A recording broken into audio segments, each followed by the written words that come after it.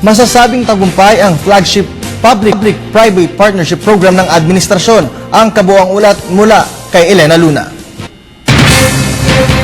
Itinuturing na tagumpay ng isinusulong ng Administrasyong Aquino na programang PPP o Public-Private Partnership ang pagbubukas ng pinakamalaking water system project ng Manila Water sa Payatas, Quezon City. Sa pagdalo ni Pangulong Aquino sa inaugurasyon ng North Rizal Water System Project, matitiyak na ang 24 oras na supply ng ligtas at murang tubig sa mga taga Rodriguez at San Mateo sa lalawigan ng Rizal.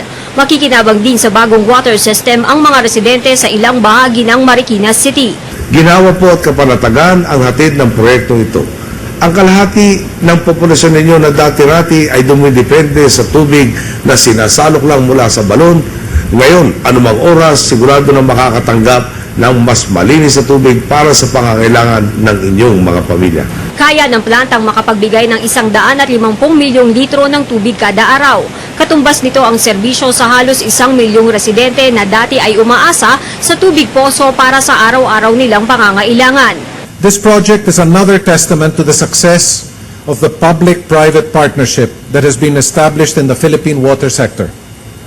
This is often reaffirmed by participants in the global water sector, including the World Bank, the International Water Association, the ADB, Harvard University, and the Global Water Intelligence, as they regard the MWSS Manila Water Model as a shining example of a successful public-private partnership.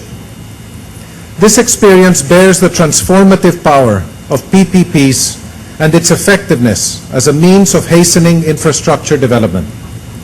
We in the private sector view this as a source of competitive advantage for our country.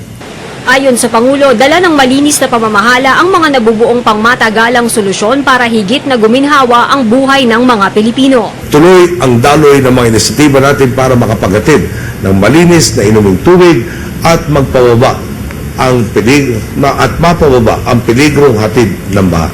Nitong Hulyo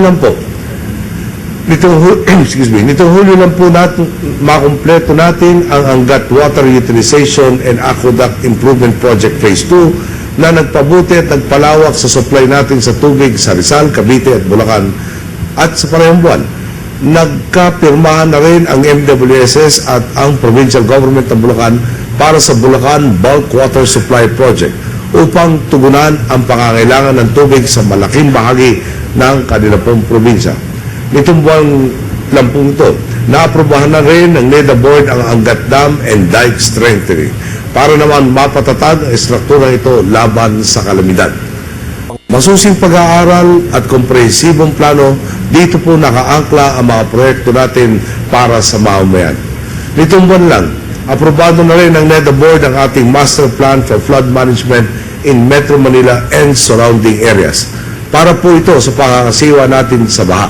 Kabilang na ang ilang priority structural at non-structural measures na isasagawa hanggang taong 2035. Inabot ng 2 taon ang pagtatayo ng North Rizal Water System Project.